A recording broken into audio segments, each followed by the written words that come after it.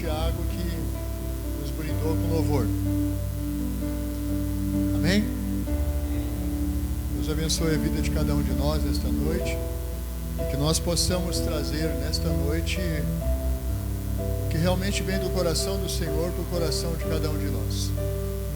Eu sempre digo que não seja o meu falar, o meu querer, não seja o meu andar neste lugar, mas a vontade do Senhor nos meus lábios e o querer dele na minha vida, e que o meu andar seja o andar dele nesta noite, nesse lugar.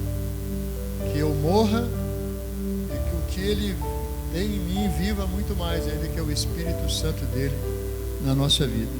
É necessário que nós diminuamos e ele cresça em nós em graça e em sabedoria. Amém?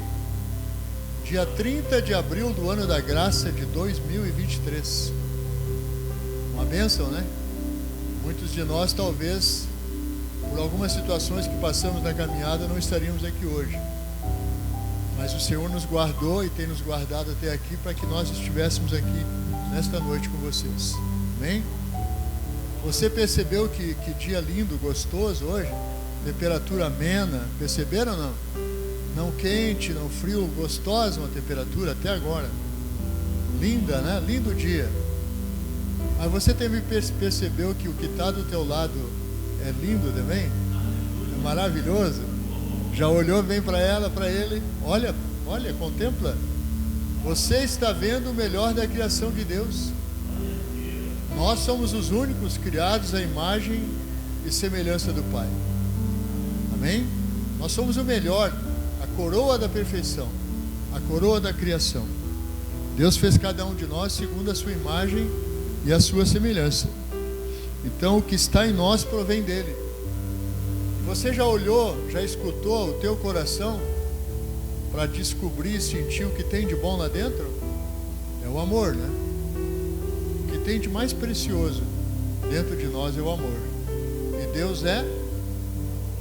Então o Senhor está em cada um de nós através do seu amor. Amém? Muito bem. Eu queria partilhar com vocês. Para quem não nos conhece, nós temos um ministério que não é nosso, na verdade, é do Senhor Jesus, de cuidarmos de pessoas com dependência química. Esse ano agora farão 20 anos que nós estamos à frente desse trabalho, tentando, digamos assim, oferecer e mostrar àquelas pessoas que estão no submundo das drogas que há um outro horizonte, há uma perspectiva, há uma chance de uma mudança e de reescrever uma outra história. E nós temos contemplado nesses anos todos, muitas pessoas que passaram por nós já não estão mais aqui. Foram recolhidas, vieram a óbito, algumas presas, ainda até hoje encarceradas, algumas ainda novamente no submundo das drogas, prisioneiras lá, mas também muitas famílias restauradas. Muitos irmãos que abraçaram esta causa e hoje nos ajudam e também abriram outros trabalhos, outras comunidades em várias partes do nosso país, nosso estado. Eu queria formular um desafio hoje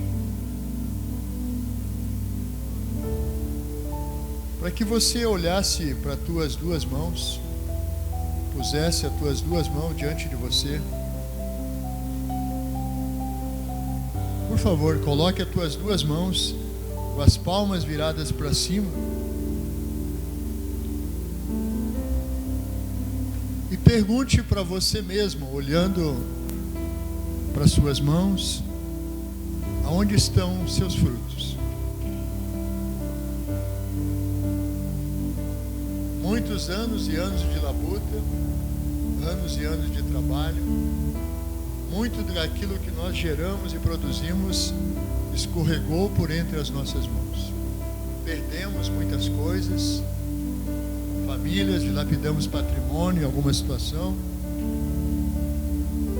E agora nós estamos nos apresentando diante do Senhor neste momento, nesta noite, com as nossas mãos. talvez muitos de nós tenhamos frutos para apresentar a Ele. Talvez alguns ainda não tenham. Mas saiba que a palavra diz que aonde você tocar com as suas mãos, ali será abençoado. Aonde você plantar, a sola do seu pé será solo sagrado. Não menospreze se até hoje você não tem frutos. Com certeza, se você entender que no reino de Deus nós não poderemos comparecer na frente e na presença do Senhor de mãos vazias. Fé sem obra é morta. Nós precisamos ter frutos a apresentar a Ele. Mas pastor, de repente eu tenho feito algo que é pela minha vontade, pela minha carne. Pergunte para Ele se ainda assim não é a vontade dEle que você está fazendo. Porque nós podemos chegar diante do Senhor e sermos ainda chamados de servos infiéis. E eu ouvi dEle: eu não te pedi nada disso. Eu pedi que você fizesse a minha vontade. E a minha vontade, ela é boa, ela é perfeita, ela é agradável. Mas qual é a minha vontade? A minha vontade é que você cuidasse do órfão, da viúva e do necessitado.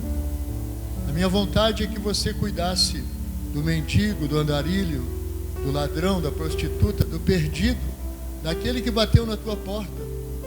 Que você desse a ele o mínimo que você pudesse dar, mas desse a ele como se estivesse dando a mim. Que você não negasse um prato, um alimento, que você não negasse um copo d'água, um pedaço de pão. Porque a palavra nos ensina em Mateus 25:31 que quando fizemos a um desses pequeninos do Senhor, fizemos para Ele. De repente os nossos frutos ainda não são visíveis para nós, mas Ele olha as pequenas coisas, Ele olha os detalhes. Eu costumo dizer que o Senhor quer ter com cada um de nós a mesma intimidade que um filho tem com o pai, ou o pai com o filho, ou a mãe com o filho, e vice-versa. E muitas vezes nós dimensionamos aquilo que Deus precisa, entre aspas, fazer na nossa vida como coisas grandes e macros, quando na verdade Ele quer participar nas pequenas coisas, no nosso dia a dia.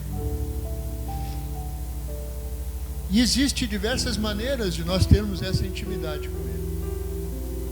Seja num óculos que você extraviou e não encontra, seja numa chave que você perdeu e não sabe onde está, seja num telefone, numa carteira, em algo tão simples e banal, mas que Ele quer participar com você. Porque Ele é onisciente, onipresente e onipotente. Pai, eu não sei onde está, mas o Senhor sabe. E de repente você vai mexer em algo que nem esperava mexer, e encontra a carteira, ou o celular, ou a chave, ou até mesmo os óculos, num lugar que você nem imaginava. E a tendência é quando nós perdemos algo, é a gente fazer um caminho de volta, né? É tentar rememorar todos os lugares que nós passamos, é vasculhar as coisas que nós mexemos para acharmos ou encontrarmos o que perdemos. Esta forma de intimidade nos dá certeza, através das coisas pequenas, dos detalhes, que Ele com certeza nos colocará nas grandes coisas. Porque a sua palavra assim diz: mas buscai o reino de Deus e a sua justiça, e todas estas coisas vos serão acrescentadas. Deus, o Senhor, quer partilhar e participar conosco em cada momento das nossas vidas. E quando nós falamos que dia lindo hoje, mas que dia lindo que amanheceu hoje, né? Que nós podemos sentar à cama, respirar, encher os nossos pulmões de oxigênio, olhar para os nossos filhos, nossos familiares e vê-los na nossa frente. Porque estamos vivos. E estamos vivos porque Ele tem um propósito na vida de cada um de nós. Amém? O tema da nossa mensagem de hoje chama-se: Os meus tempos estão nas tuas mãos. Todos os nossos dias estão nas mãos do Senhor. Todos os nossos momentos estão nas mãos do Senhor. E essa passagem nos arremete para o Salmo de número 31, verso de número 15, aonde o salmista declara isso: os meus tempos estão nas tuas mãos. O que ele está dizendo, na verdade, é que ele está renunciando a tudo que seja a vontade dele, para consagrar a sua vida e entregar a sua vida, a sua caminhada nas mãos do Senhor. E quando ele fala de tempo, ele não fala do tempo cronológico do homem, mas ele fala do kairos, o tempo de Deus. É no tempo do Senhor que todas as coisas irão acontecer na nossa vida. Jamais será do nosso jeito, da nossa maneira e do nosso tempo. Porque senão seria a mesma coisa que nós tentássemos trazer o Senhor Deus à dimensão do homem. Não vai acontecer. Então nós temos que viver o tempo de Deus a cada dia da melhor maneira possível e fazendo tudo como se fazendo para Ele, diz a palavra.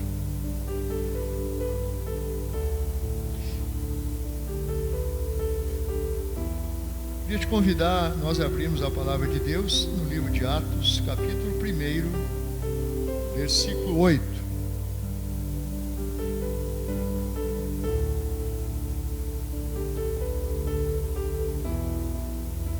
Atos, capítulo 1,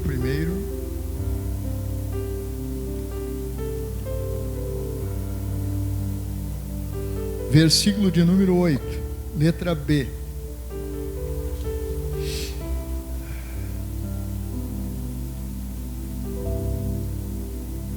Diz assim a palavra de Deus: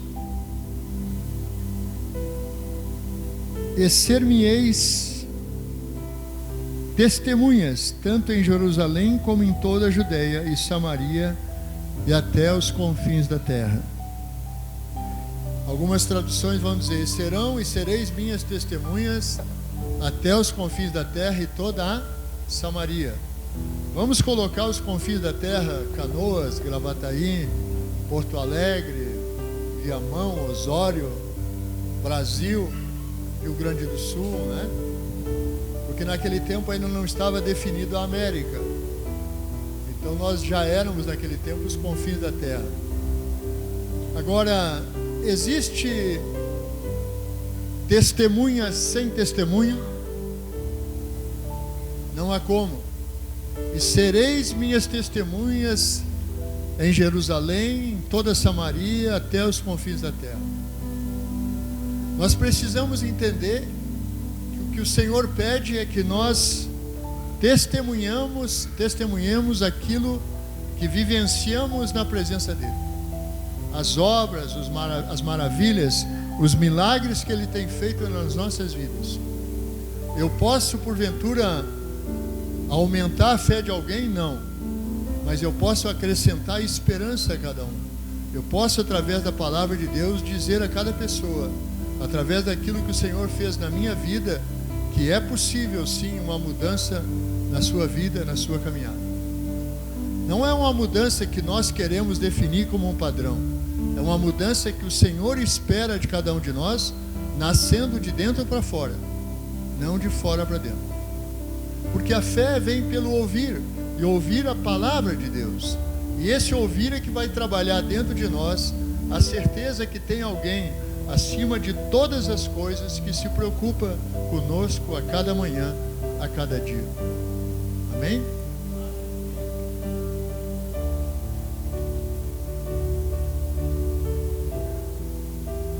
Não existe testemunha sem testemunho.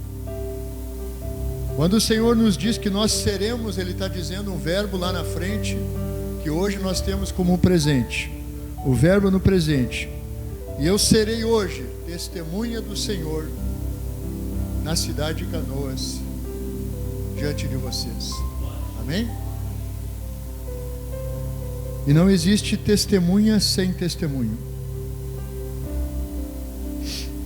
E o nosso testemunho precisa gerar frutos.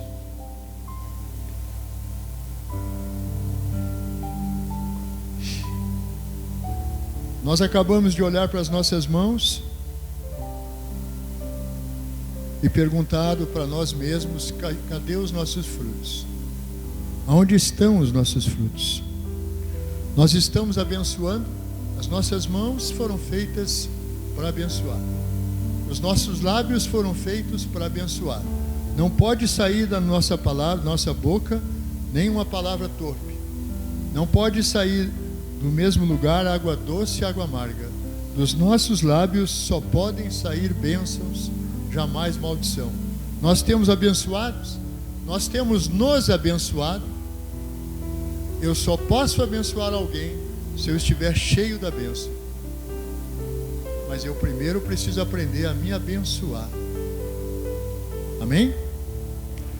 Eu preciso também aprender a me perdoar pelo mal que eu fiz a mim mesmo, pelas coisas, pelas atitudes, pelos pensamentos que nós tivemos ou que fizemos. Precisamos aprender a pedir perdão a nós mesmos, antes de pedirmos perdão a Deus e antes de perdoarmos outras pessoas. Estamos levando a boa semente? O que é a boa semente? Ela só vai se tornar boa depois que ela germinar e começar a dar frutos. Mas o nosso trabalho é qual? É lançar na terra a boa semente. É lançar no coração das pessoas o amor e a palavra do Senhor na vida delas. É dizer a elas que tanto quanto nós, elas também são filhas e filhos do Senhor Deus. Amém? Agora, como filhos do Senhor, nós temos tomado posse da paternidade dele diante de nós. Nós temos tomado posse da nossa condição de filhos. Nós temos tomado posse da nossa condição de herdeiros. Porque a palavra do Senhor diz que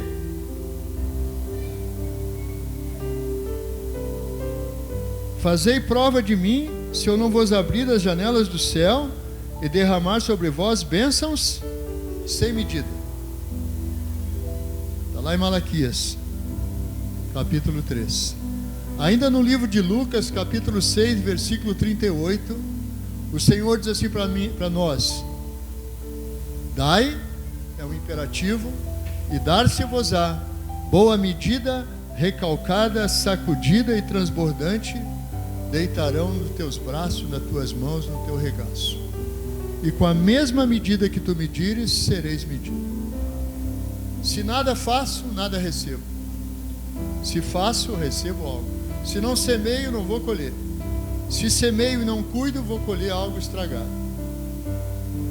E se nós pararmos para analisar, quem gosta da agricultura ou da cultura familiar, se você fizer um canteiro na sua casa, prepará-lo, adubá-lo, regar a terra, virar a terra, fazer as covinhas e lançar 3 a 4 sementes em cada cova, depois larga um adubo, uma terrinha e uma água por cima. A partir daquele momento nós não podemos fazer mais nada. Amém? Mas a semente para germinar terá que apodrecer. Lembra da experiência do feijão na escola? No algodão? Ele apodrecia e se abria e começava a nascer os ramos do feijão. E a partir do momento que lança o primeiro caule para cima, a primeira imagem daquele pé de alguma fruta ou cultura, você já começa a ficar sentindo o gosto da vitória e o gosto daquela cultura na sua boca. Porque o crescimento a partir daquele momento, quem vai dar é o Senhor.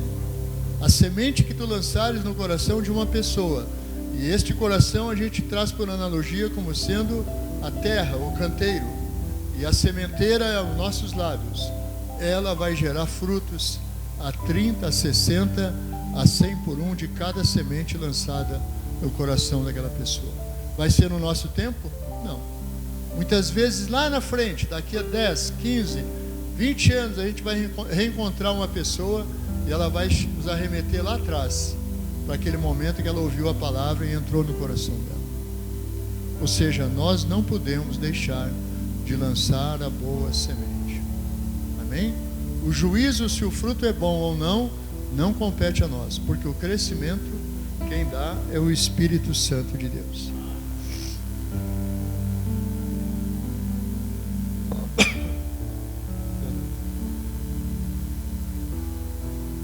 A determinação é dele, o id é nosso. Id é um verbo ir, é um imperativo. Vá agora, leve a palavra, fale do meu amor, fale dos meus milagres, fale do que eu tenho feito na vida de cada um, fale do que eu tenho feito na tua vida.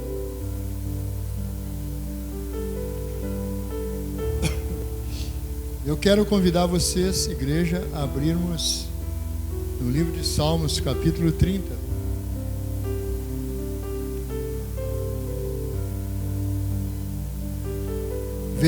Versos de número 3, número 9 e depois número 5.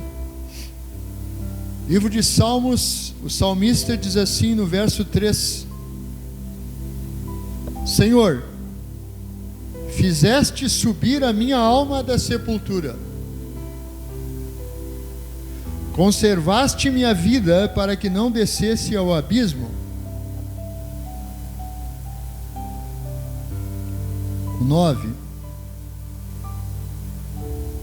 Que proveito há no meu sangue quando desço a cova? Porventura te louvará o pó? Anunciará ele a tua verdade? E o 5. Porque a sua ira dura só um momento, no seu favor está a vida. O choro pode durar uma noite, mas a alegria vem pela manhã. Amém? Aproveita para o Senhor a morte dos seus justos? Não. Aproveitaria para o Senhor a nossa morte até esse dia? Não. Por quê? Porque a nossa morte, se tornando em pó, não poderia louvá-lo nem trazer a palavra dele neste dia. E aqui eu quero começar e vou dar um testemunho rápido, para não tomar muito tempo, daquilo que o Senhor tem feito na minha vida todos esses anos. E eu digo para vocês que o chamado de Deus é para muitas pessoas, mas a escolha é para poucas pessoas. São poucos os escolhidos.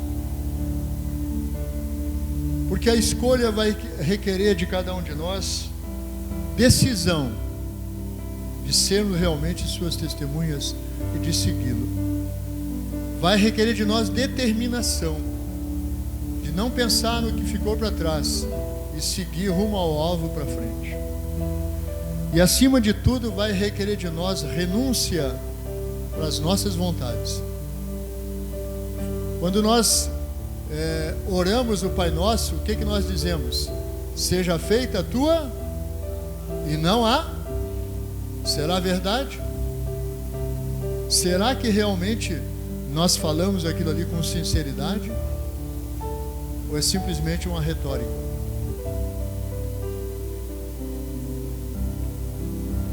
Porque é necessário que nós morramos para o nosso eu. Porque para que nós possamos ressuscitar no Senhor, nós temos que morrer a nossa velha criatura. E se nós somos em Cristo Jesus mais que vencedores, nós temos que passar pela morte. Que tipo de morte? A morte do nosso ego, a morte da nossa ambição, a morte das nossas escolhas, a morte dos nossos pensamentos, muitas vezes, que não são pensamentos de Deus, mas são os nossos pensamentos, muito mais baixos, menores que os pensamentos do Senhor. E um detalhe, a escolha não é no nosso tempo. Voltamos à questão do Kairos. A escolha é no tempo dele. Talvez alguns de vocês tenham começado a caminhada com o Senhor com 10, 12, 15, 20, 25, 30 anos. Eu comecei com mais de 50 anos. Aliás, quase 50 anos. Então aqueles que começam mais cedo, eles têm uma tendência de sofrer menos. E aqueles que começam mais tarde, estão começando mais tarde porque precisavam, na minha ótica, de um processo de amadurecimento e de sofrimento maior para realmente buscar a Deus. E eu já passei por espiritismo, por catolicismo, por vários ismos, e já sofri muito nas mãos daquele que veio para roubar, matar e destruir. Mas a partir do momento que eu me entreguei para aquele que veio para dar vida e vida em abundância, a história mudou. E muda, porque a palavra dele nos diz que ele constitui anjos ao nosso redor para nos guardar. Nos diz ainda que caiam 1000 a um lado, 10.000 do outro, nenhum mal chegará à nossa tenda. Significa que um anjo do Senhor põe por terra 11.000 demônios. Olha a importância e o cuidado e o zelo do Senhor com aqueles que Ele escolhe. Todo escolhido vai passar por provas, dificuldades e luta, e só vai estar pronto no tempo de Deus, não no nosso tempo. Por isso que muitas vezes a gente não entende o que aconteceu nas nossas vidas. Alguém já se perguntou o que aconteceu no ventre da sua mãe? Alguém já se perguntou o que aconteceu na hora do teu parto? Não, você não sabe, eu não sabia, nós não sabíamos. Muitas vezes fomos saber já com certa idade. E a minha mãe me contava, que ela já faleceu há pouco tempo, que durante 13 dias eu não nascia. E ela tinha dores do parto, e naquele tempo era parteira, não havia cesárea. Mas que ela clamou a Deus e ela disse para Deus que ela entregava a vida dele, Deus, que eu não nascesse. Ou seja, ela se resignou com a morte para que eu tivesse vida. E o Senhor permitiu que ela vivesse 94 anos sobre a face da terra. E eu também esteja vivo hoje aqui para declarar que na verdade a escolha foi realmente antes no ventre da nossa mãe que foi escolhida. O chamado pode ter tido acontecido e nós muitas vezes não ouvimos ou desdenhamos o chamado. Mas quando a escolha vem, você não pode pensar duas vezes. Lembra da passagem de Samuel? Ana era estéril, não havia como ter filhos, passava vergonha o tempo todo, era tida por louca, bêbada, mas ela resolveu se voltar para o Senhor e clamar a Deus por um filho. E ela disse para o Senhor, fez um voto que ela entregaria o filho para o sacerdote Eli. E ela gerou Samuel. E depois mais filhos. Deus abriu a madre dela. E Samuel foi servir a Eli. E ainda pequenininho ele o escutou chamá-lo, Samuel. Ele levanta e vai ver o que o sacerdote queria. O sacerdote, eu não te chamei. Ele volta de novo para a cama e Samuel. Lá volta ele no sacerdote. Me chamou, Senhor? Não, não te chamei. O sacerdote se ligou que era Deus chamando-o. E disse, Samuel, quando ele te chamar de novo, diz para ele, eis-me aqui, Senhor. Eu não sei o teu nome, mas de repente Deus está te chamando há muito tempo. Quando é que você vai dizer para ele, o eis-me aqui? Quando você disser o eis-me aqui para ele, o que é ligado aqui é ligado no alto. Não tem mais volta. E cada vez que você for fazer algo que não agrade o coração de Deus e você acha que está fazendo alguma coisa, na verdade vai te frustrar mais ainda. Porque vai ser do teu jeito. O jeito dele não é para a gente compreender. Amém? Desde cedo nas dificuldades, a gente morava em Osório, eu juntava osso e caco de vidro, garrafas, ferro velho, para auxiliar na alimentação dos meus irmãos. Vida fácil? Nunca foi. E o meu pai havia obtido um emprego, ele andava há muito tempo desempregado. Nós estamos falando lá de 1959, muitos de vocês não eram nem projeto ainda. E o meu pai conseguiu um emprego de guarda noturno na escola rural de Osório, lá no morro. E nós morávamos lá no sul brasileiro, aproximadamente 7 quilômetros da rural. E eu com 7, 8 anos, todas as noites eu ia buscar sobra do alimento para meus irmãos. Não havia luz elétrica, não havia casas, havia cemitério, ruas desertas.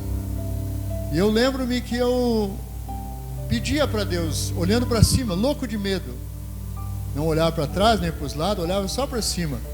E eu pedia para Deus, não deixa o dia que eu tiver a minha família, eles passarem o que eu passei, ou o que eu estou passando. Eu creio que Deus ouve o choro e a palavra de uma criança, porque ali está a inocência e a pureza.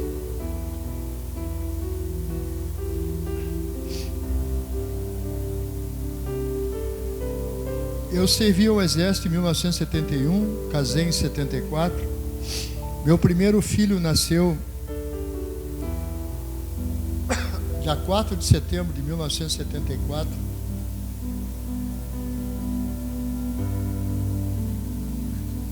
Eu já ia fazer 4 anos no exército, já era cabo. Ia sair sargento em meados de novembro.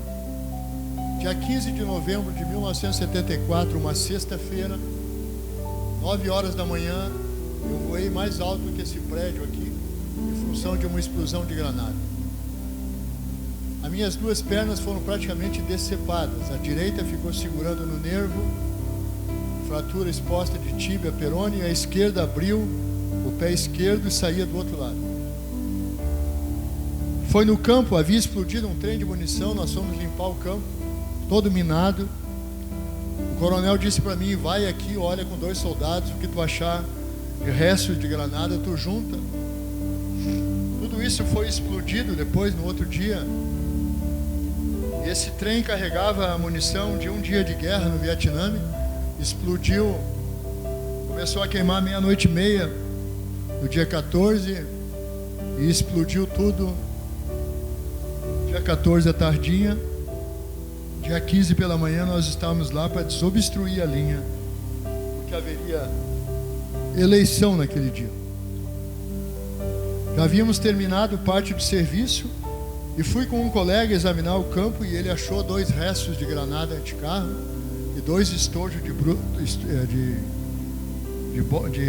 cartucho de morteiro, 105 milímetros, é grosso, e colocou os 2 estojos e as 2 granadas explodiram e veio na minha direção. Ele estava na porta, eu aqui, atingiu minhas pernas aqui em cima. A partir daquele momento eu caí, não senti mais as minhas pernas. Olhei para o lado, ele todo ensanguentado. E ele perguntou para mim, Marcelo, como tu estás? Eu disse, eu não sinto as minhas pernas. Eu perguntei a ele, e tu, como é que estás? Eu estou machucado no peito. Ele havia colocado 2 pentes de 7,62, a munição, e a explosão atingiu aqueles 2 pentes e protegeu o coração dele. Se eu tivesse mais longe, tinha atingido o meu baixo ventre, com certeza não estaria aqui. Quando me juntaram do chão, que a dor veio, eu comecei a berrar. E eu gritava para Deus, não deixa eu morrer, deixa eu criar o meu filho. Ele tinha 2 meses e 11 dias. Uma criança com 2 meses e 11 dias não fala. Mas ele apareceu-me no colo da minha esposa e escutei uma voz dizendo, pai, luta que tu vai sobreviver. Dali me puseram para o vagonete para uma locomotiva, da locomotiva para a ambulância, da ambulância para o arsenal de guerra em General Câmara, me deram morfina, eu apaguei e fui acordar no dia 19 de dezembro de 74, 4 dias depois, no pronto-socorro. O que eu mais queria era ver o meu filho. E eu estava preto com a fuligem, escuro da explosão, mas estava vivo.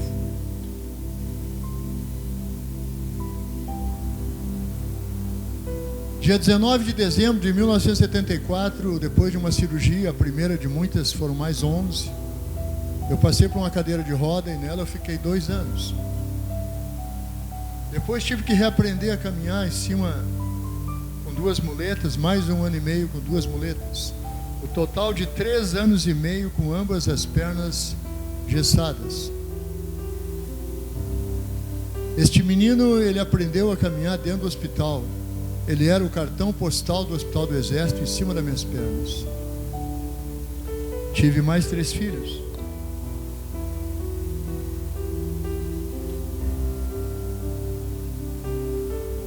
Eu coloquei o gesso dia 19 de dezembro de 1974. Dei um nome para aquela cadeira de roda, ela chamava-se Daisy. Eu conversava com ela, ela me levava aonde eu queria. Eu apitava jogo de futebol de salão, eu subia e descia de elevador, eu subia e descia cama, eu tomava banho sozinho, na Daisy. A Daisy me ajudou. E eu tirei o gesso dia 28 de janeiro de 1978. Sensação de liberdade tremenda. Os filhos se criaram, nós fomos morar num lugarzinho chamado Nova Almeida, no Espírito Santo. Neste tempo eu já estava reformado, trabalhava, voltei à atividade na vida civil. E aos 19 anos de idade, esse menino morre assassinado com 3 facadas nesse lugar. Haviam vendido maconha misturado com esterco de gado para eles, e os jovens foram interpelar aqueles hippies.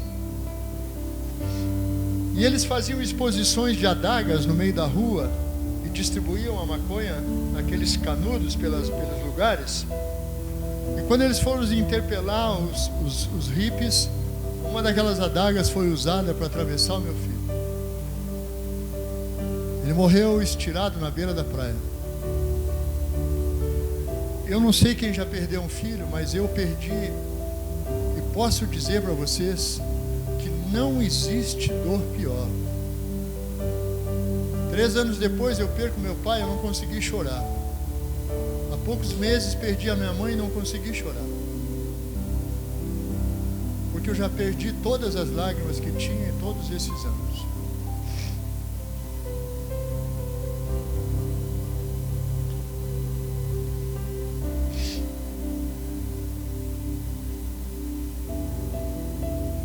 Tudo que nós estamos falando aqui é para que haja honra e glória ao nome do Senhor Jesus.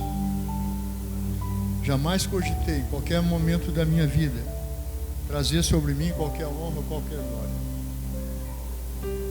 A perda de um filho, na verdade, é como se arrancasse algo de dentro de você. Mesmo que você tenha outros, aquela parte ninguém mais repõe. E te acompanha para o resto da vida. Você vai ter imagens, lembranças, sem chorar mais, mas não vai esquecer. É uma ferida que cicatriza por fora, por dentro não. Quando aquele jovem com um bonezinho na cabeça, já morto, eu peguei o boné de volta, e quando desceu o caixão eu joguei o boné no caixão, e eu disse para mim mesmo que ele não seria uma estatística. Eu disse que eu iria lutar por cada jovem que quisesse sair do submundo das drogas. E nós temos feito isso há mais de 29 anos. Não é uma luta de um homem só, não é uma luta de um pai só. Se nós perdemos alguém e aceitarmos tão simplesmente porque morreu e se tornar mais um número, de que valeu aquela vida? Minha herança podia hoje me dar neto, bisneto, como os outros me deram.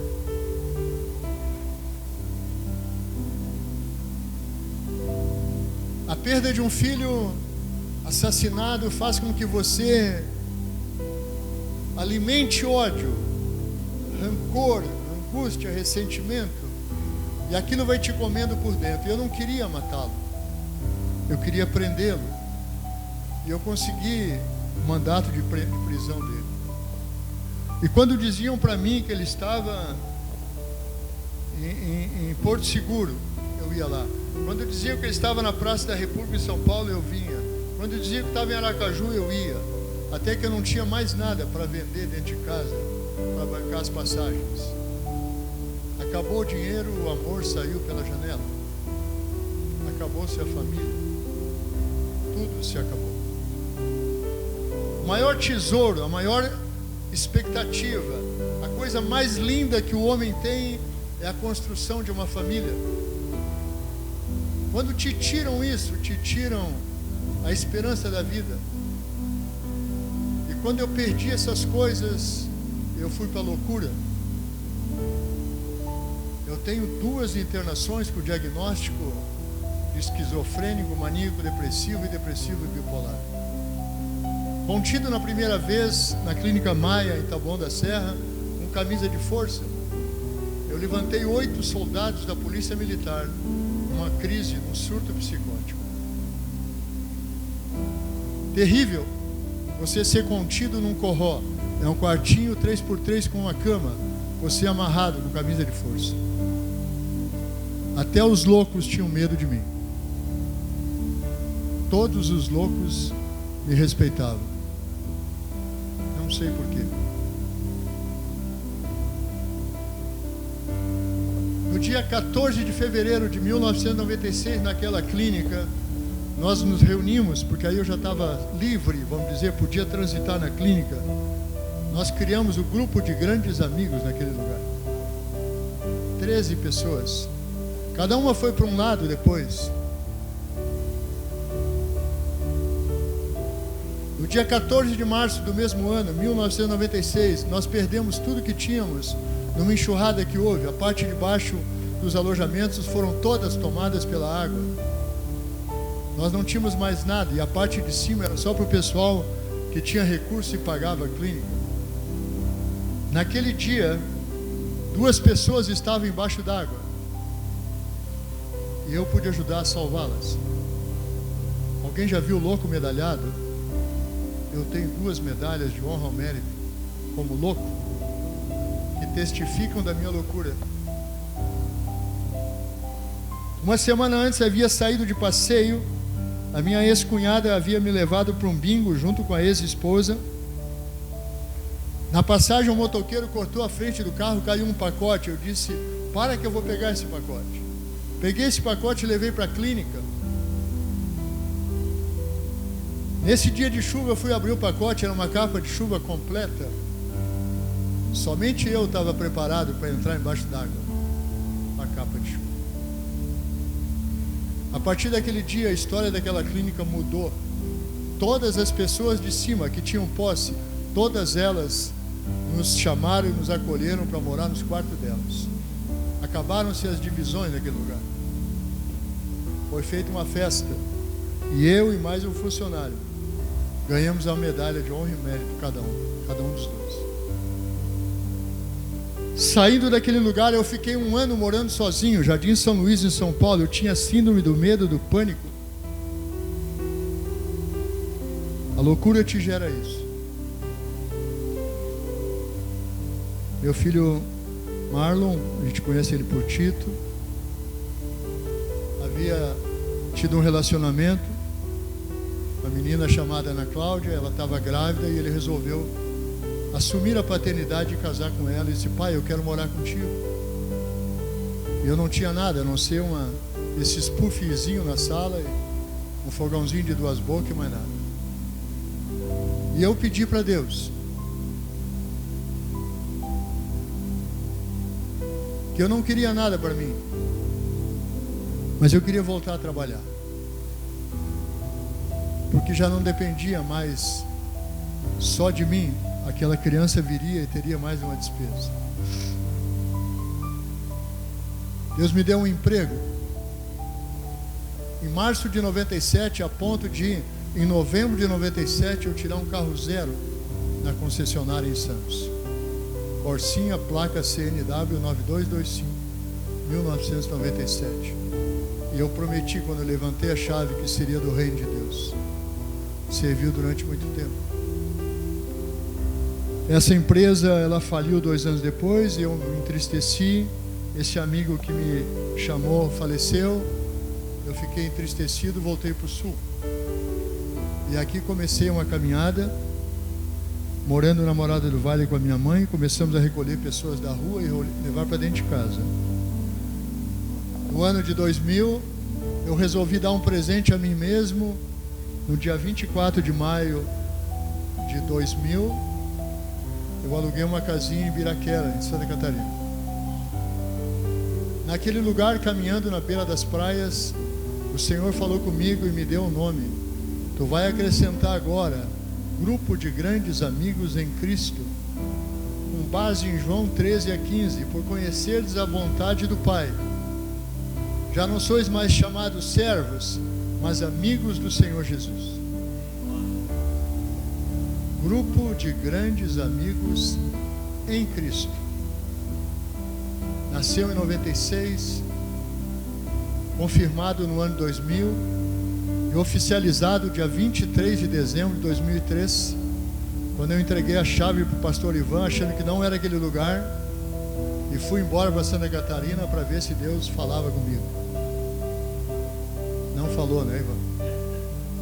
Vou fazer 20 anos. E eu voltei de lá num sábado e liguei a televisão e estava dando um programa, um filme chamado A Corrente do Bem. Quem já viu? Lindo o filme. O menininho começava a montar uma história onde ele já começava recolhendo pessoas da rua envolvidas com droga, escondendo no caminhão, na caminhonete da mãe. E ele, fazendo um trabalho que o professor havia orientado, ele começa a fazer 3 coisas para cada pessoa e orienta aquelas pessoas que façam por mais pessoas. No final, esse jovem morre esfaqueado. Tomei um choque, porque eu estava vendo meu filho naquele momento. E um dos repórteres que estava buscando conhecer toda a história faz uma retrospectiva e mostra a reportagem feita com o menino. E o menino, ao término da reportagem, ele diz assim: não aprisione os seus sonhos. Terminou o filme e entrou uma propaganda na televisão. Um jovem se contorcendo todo, com uma agulha espetada no braço e dizendo assim aquela mensagem: se estiver no seu alcance fazer o bem, faça. Eu liguei para o pastor José Vargas, que era o dono da área lá em Glorinha, e disse: pode fazer o contrato. E dia 23 de dezembro de 2003, eu fiz uma mudança em 2 viagens, num carro de uma funerária. E quando os vizinhos foram me ver e acharam que eu estava morto, porque 2 viagens funerárias na casa que eu morava, na Morada do Vale, tinha alguma coisa errada. Quando me viram, tomaram um susto: pensamos que o senhor tinha morrido. E a resposta minha: realmente, a partir de hoje eu morri para o mundo.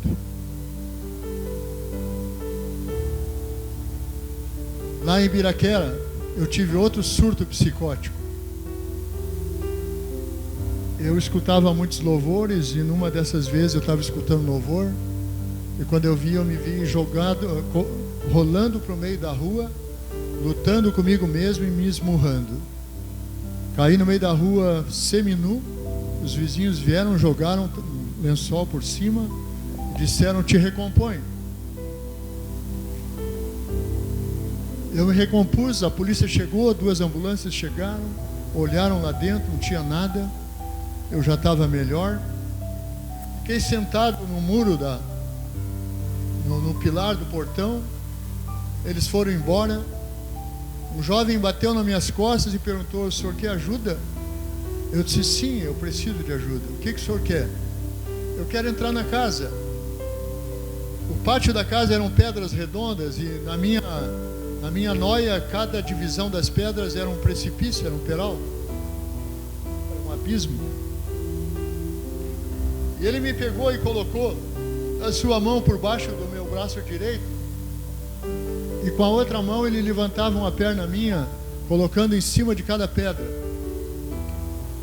E paramos na entrada da casa, da cozinha, e ele entrou na casa e olhou e disse: não tem nada, o senhor pode entrar, está tranquilo. A minha síndrome de pânico era tanta que o ligar e o desligar do disjuntor já era motivo de medo que alguma coisa fosse acontecer. explodiu uma bomba, alguma coisa. Eu disse para esse jovem: fica mais um pouco conversando comigo.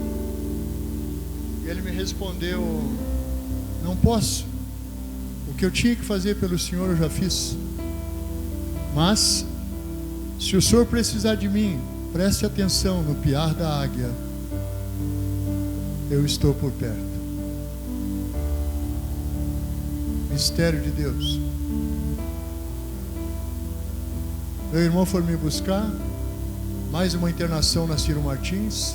Dia 20 de junho de 2000 eu entrava na Ciro Martins.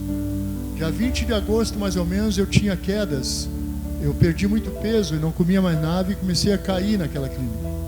Uma médica do Hospital do Exército me viu e me levou para a emergência. 10 dias na emergência. Me viraram de perna cabeça, de tudo. Fizeram tudo quanto é exame. O médico sentou do meu lado e perguntou: quero ouvir a tua história. Eu disse: doutor, vai demorar. Pode falar. 2 horas. Ele disse para mim: nós vamos descobrir o teu problema. Nós vamos descobrir. Fizeram todos os exames possíveis. Ressonância magnética com contraste. Aí me deram um diagnóstico: célula vazia, pan-hipotiroidismo, hipófise bloqueada, tireoide bloqueada, suprarrenal bloqueada. Nem o sistema glandular zero. Não produzia mais hormônios. Não tinha defesas. Não mais anticorpos. Eles não souberam como eu vivia até aquele dia. Não tinha imunidade nenhuma para nada. Quando aquele médico disse assim para mim: a partir de hoje, carbamazepina, Ampliquitil, Fernegan, Meleril, Aldol, o senhor não vai tomar mais. Nós vamos tirar todos esses remédios. Eu vivo há 23 anos, artificialmente, com aproximadamente 14 remédios por dia. Quando aquele médico deu o diagnóstico final, eu chorava. E eu disse para ele: o senhor tirou um estigma sobre a minha vida, de louco, porque toda a minha família me rejeitava, ninguém mais queria saber de mim. E a partir daquele momento, quando foi dada a minha carta de alforria, eu disse para Deus: a partir de hoje a minha vida é para te servir. E tem sido assim até os dias de hoje. Não pensem que o inimigo das nossas almas se alegra com a nossa vitória. Não. Ele veio, o próprio Senhor Jesus diz que ele veio para roubar, matar e destruir. Ele fez isso na minha vida. Ele fez isso porque a maior estratégia dele é se fazer acreditar que não existe. O diabo não existe. Enquanto as pessoas pensam que ele não existe, ele vai agindo bem devagarinho, subjetivamente, com mensagem subliminar de toda ordem. Nós vamos aceitando e vivendo muitas vezes com o que está na nossa frente. Televisão, novelas, programação. Hoje a dependência virtual do celular. Não dá nada? Dá muito. Já me deram meia hora de vida, e meia hora vive ou morre. Choque asséptico, infecção generalizada, Coração estourou, infecção no coração, como é que chama o nome? Tipo uma trombose, uma tromba no coração. Tive que fazer, botar um estender. Hoje eu tenho marca-passo, também há 2 anos atrás botei um marca-passo. 3 acidentes de carro.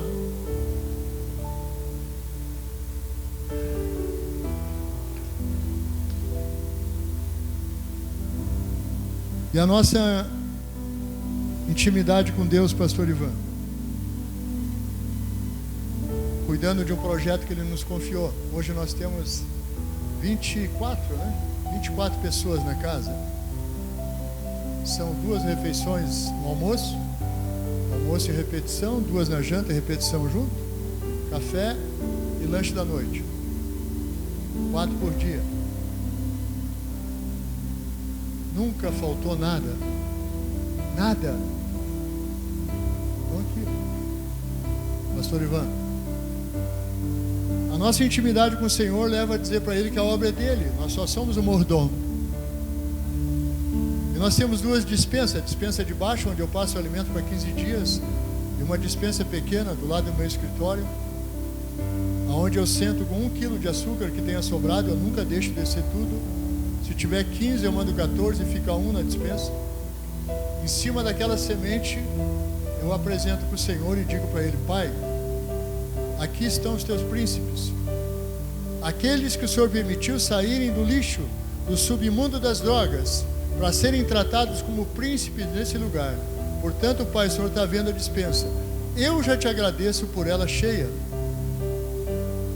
Eu não olho para ela como 1 quilo, eu vejo a semente ali, porque do zero, multiplicação vezes zero é zero.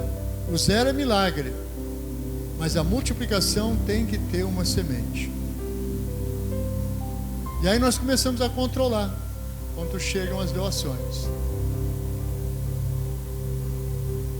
bimestralmente, janeiro, fevereiro, março e abril. No mês de março e abril nós já estamos com 892 quilos em 2 meses. Nós estamos orando pela meta. Qual que é, Tiago? 1 tonelada de alimento. Hoje é o último dia. Eu não sabia, né, Ivan? E nunca faltou nada. Balinha, chocolate, erva mate, nada. Roupa, calçado, nada. Nós temos um convênio com o Ministério da Desenvolvimento e Assistência Social, Combate à Fome e Família, para 18 vagas.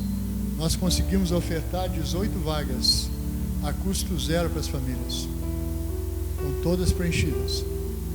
E tem 2 de stand-by aguardando abrir uma vaga, e mais uns 4 na fila.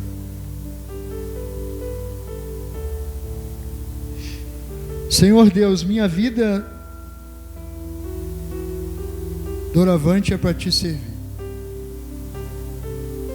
3 infartos, meia hora de vida dado em 2015, Standard em 2020, marca-passo em 2021,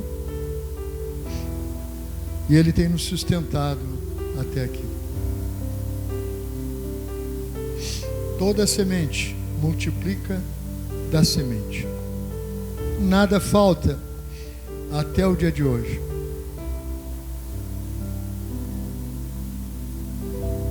Queria compartilhar com a igreja primeira carta de João, capítulo 1.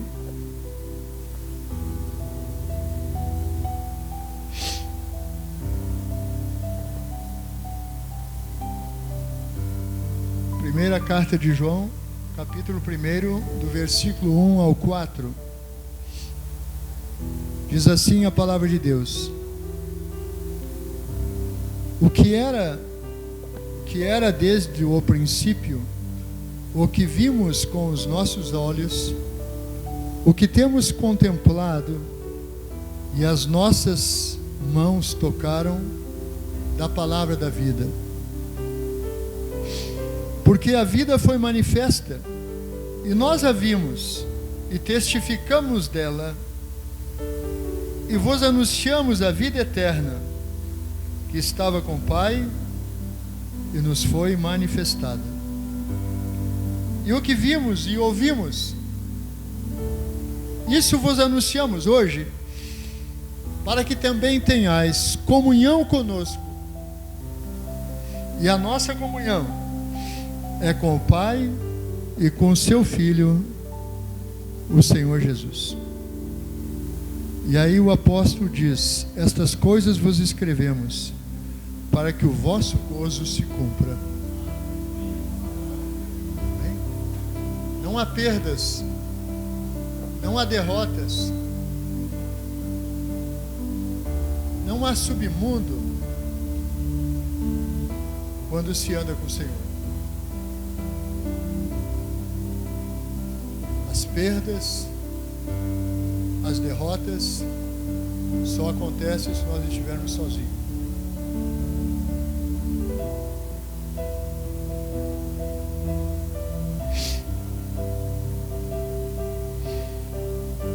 livro de Josué, capítulo 1, versículo 3, diz assim: todo o lugar que pisar a planta do vosso pé, vô-lo tenho dado, como eu disse a Moisés. Amém? O Senhor Jesus testifica dele mesmo. O Senhor Deus diz para Jeremias, capítulo 1, versículo 11: o que vês, Jeremias? Eu vejo uma vara de amendoeira, Senhor. E aí o Senhor responde para ele: viste bem, Jeremias, porque eu velo e zelo pela minha palavra para fazê-la cumprir. Aí o Senhor Jesus vem e diz assim: passarão céus e terras, porém as minhas palavras não passarão. Esta palavra é entregue a Josué, ela se aplica na nossa vida até os dias de hoje e vai se aplicar em todas as tuas gerações posteriores a você. Se atentamente ouvires a voz de Deus e obedeceres e seguires os mandamentos dele, comereis o melhor desta terra. Se honrares teu pai e tua mãe, teus dias sobre a face da terra serão aumentados.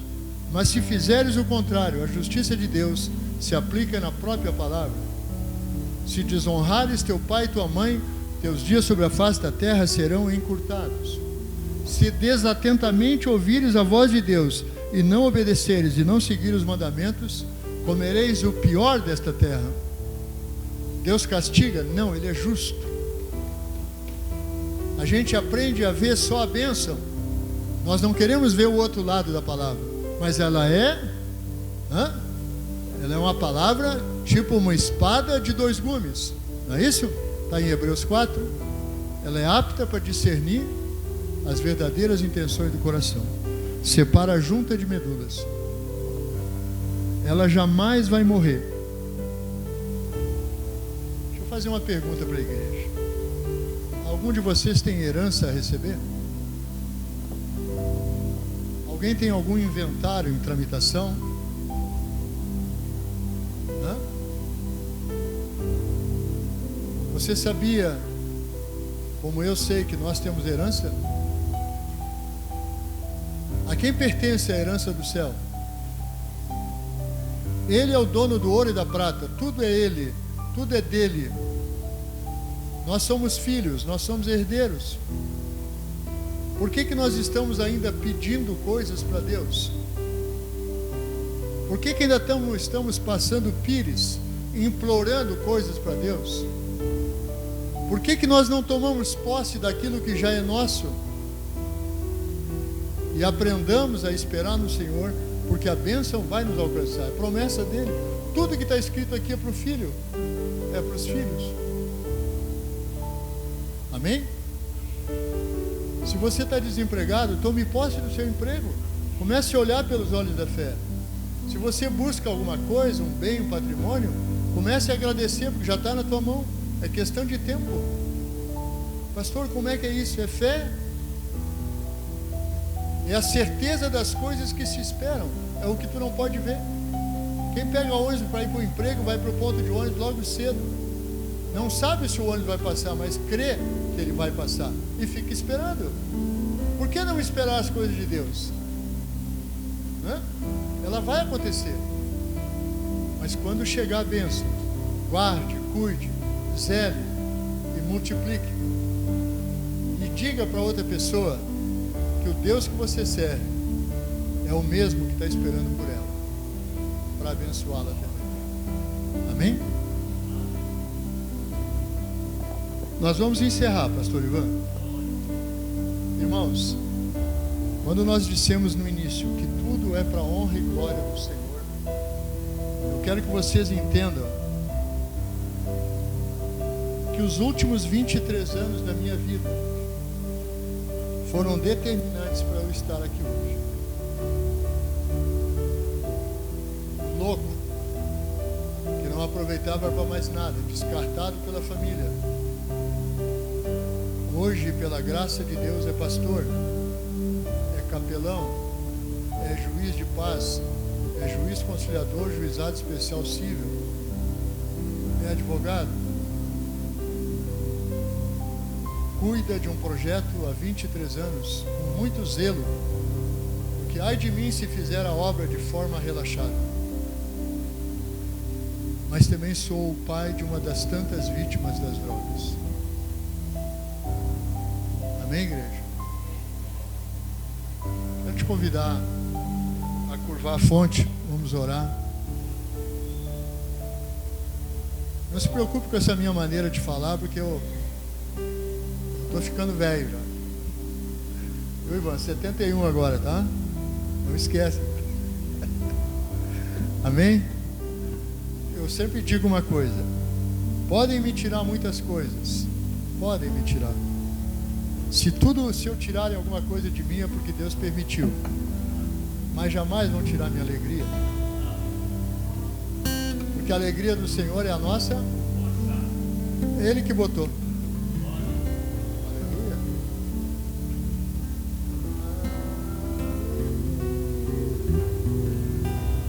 Pai, nós queremos te agradecer por esta noite. Obrigado, Senhor Jesus, pela tua presença. Obrigado, Santo Espírito de Deus, por estar conosco nesta noite. Senhor, eu falei aquilo que veio ao meu coração, crendo que veio do teu coração, Senhor.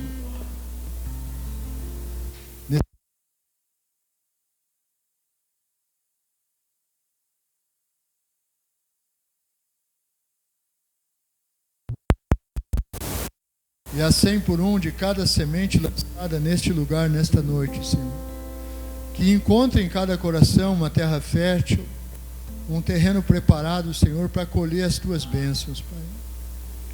Te louvo e te bendigo por cada irmão, por cada irmã que nos ouve e nos ouviu nesta noite, Senhor. Pai, te agradeço por ter nos trazido até aqui, guardado pelos teus anjos. Também te agradeço e te louvo por nos levar de volta aos nossos lares, a cada um que aqui está, Senhor, guardado pelos teus anjos. Te louvo e te bendigo pelo dia de amanhã, Senhor Deus, que com certeza as tuas misericórdias se renovarão sobre as nossas vidas, Pai. Que possamos enxergar doravante, Senhor, a tua presença nas mínimas coisas, Pai. Que possamos olhar para cada pessoa, para cada vida que estiver conosco ou na nossa caminhada, Senhor, como pessoas ainda carentes de te conhecer, Senhor. E possamos entender o nosso compromisso diante de ti, de falar do teu amor a essas pessoas, Pai. Senhor, que possamos entender que quanto mais nós dermos algo a alguém, mais receberemos de ti, Senhor, não como uma troca, Pai, mas porque estará saindo do teu coração para o nosso coração, Pai. Guarda a nossa casa, guarda o nosso lar, guarda cada um dos nossos familiares, por mais distantes que eles possam estar, Senhor. Cuida de cada um deles, Pai. Obrigado por esse lugar que nos acolhe. Obrigado pelos pastores dessa casa. Dá sabedoria, mansidão, domínio próprio. Dado o teu ensino, discernimento, para que esta casa seja cheia e repleta de vidas que buscam aqui, Senhor Deus, a esperança, Senhor, que és tu. O amor que és tu, Senhor. Porque de todas as coisas, Pai, o amor é o dom supremo. Obrigado, Senhor Deus, pela minha